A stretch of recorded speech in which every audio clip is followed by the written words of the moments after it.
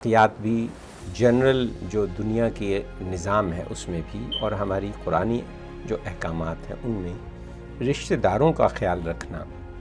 ایک بہت ہی اہم حصہ ہے ہماری زندگیوں کا اور احکامات کا۔ رحم کے رشتے خاص طور پر ہمارے جو سبلنگز ہیں ان کی باتیں ہیں، ہمارے جو بہن بھائی ہیں اور ہمارے کزنز ہیں ان کا خیال رکھنا، ان کے ساتھ اچھے تعلقات رکھنا، خوشگوار تعلقات رکھنا، اور حقیقت یہ ہے کہ اس کی وجہ سے ہمیں زندگی میں ایک خاص قسم کی جو ہے سکون بھی ملتا ہے۔ لیکن عام طور پہ ان رشتوں میں بڑی جیلسی پائی جاتی ہے۔ ظاہر ہے کہ کوئی شخص جو ہے محنت کر کے کسی اور مقام پہ پہنچ گیا اور ایک ہی گھر کے جو کچھ لوگ جو ہیں وہ اکنامکلی اتنے اچھے نہیں ہیں۔ اب ان رشتوں میں آپ کو کس طرح ہینڈل کرنا ہے، کس طرح نیویگیٹ کرنا ہے، یہ ایک امپورٹنٹ پوائنٹ ہے اور یہ میرے آج کا موضوع ہے۔ سب سے اہم بات یہ ہے جب ہم دوسروں کی رسپیکٹ کرتے ہیں تو وہ رسپیکٹ جو ہے وہ اثر کرتی ہے۔ کسی شخص کا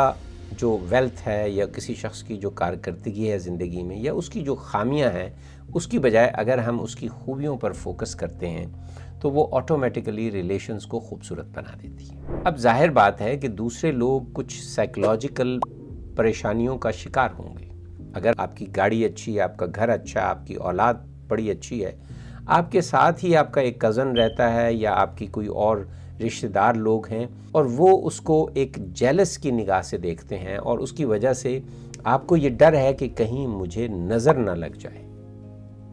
اب اس نظر سے بچنے کے لیے آپ کچھ ایکٹیویٹیز کرتے ہیں۔ سب سے پہلی بات یہ کہ یہ جو نظر کا لگنا ہے اس کے متعلق یہ تو بتایا جاتا ہے کہ آئنگ ایک چیز ہوتی ہے، لیکن ہر چیز آئنگ نہیں ہوتی۔ سپرسٹیشنز میں اور آئنگ میں فرق کرنا بڑا مشکل ہو جاتا ہے بعض اوقات۔ جیسے میں اس کی مثال دیتا ہوں کہ جن تو حق ہیں کہ جن ایک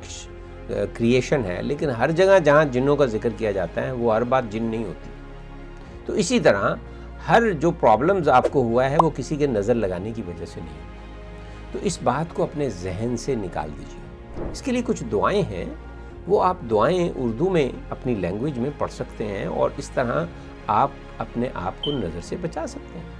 جو 3 آخری قل ہیں وہی کافی ہیں۔ اسی طرح بسم اللہ الذی لا یضر مع اسمہ شیء فی الارض ولا فی السماء 3 دفعہ صبح 3 دفعہ شام پڑھیں اور بھول جائیں کہ کوئی آپ کو دیکھے گا اور اس کی وجہ سے آپ کو کوئی نقصان ہو جائے۔ یہ اتنی جو ہے وہ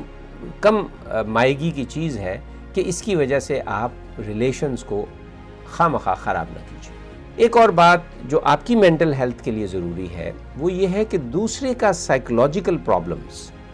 دوسرے کا سائیکولوجیکل پیکج وہ آپ کے اور آپ کے اسپاؤس، آپ کے اور آپ کے بچوں کے لیے مصیبت نہ بنے۔ ہوتا یہ ہے کہ دوسروں کے جو سائیکولوجیکل پرابلم ہیں ان کی وجہ سے آپ آپس میں لڑ رہے ہیں، تو صاحب یہ تو بے وقوفی ہے، یہ تو نری جہالت ہے کہ پرابلم دوسرے کا ہے اور اس کی وجہ سے اس نے کچھ کہا ہے یا امپلائی کیا ہے اور اب آپ آپس میں لڑ رہے ہیں۔ تو ایک بات ذہن میں رکھیے کہ کسی بھی شخص کا سائیکولوجیکل اس کا انفیریورٹی کمپلیکس، اس کے پرابلمز یہ اس کے پرابلمز ہیں، ان کی ہیلپ کیجئے اور اس پرابلمز کی وجہ سے ان کے ساتھ افیکشن سے پیش آئیے، لیکن ان کے پرابلمز سائیکولوجیکل کی وجہ سے آپس میں لڑنا جھگڑنا، آپس میں ایک دوسرے سے ناراض ہونا یہ نہ کیجیے۔ اپنے جو سائیکولوجیکل پرابلم ہیں ان کو ریزالو کیجیے، ٹھیک ہے؟ ان کی وجہ سے جو آپ کو ہو سکتا ہے آپ اینکشیس پرسن ہو، ڈپریس پرسن ہو، آپ کو سمجھ نہ آ رہا ہو کہ اپنے اینگر کو کیسے کنٹرول کرنا ہے، اس کو آپ اپنے طور پر ٹھیک کیجیے، لیکن کسی دوسرے میں یہ پرابلم ہو تو اس کی وجہ سے آپ اپنی زندگی کو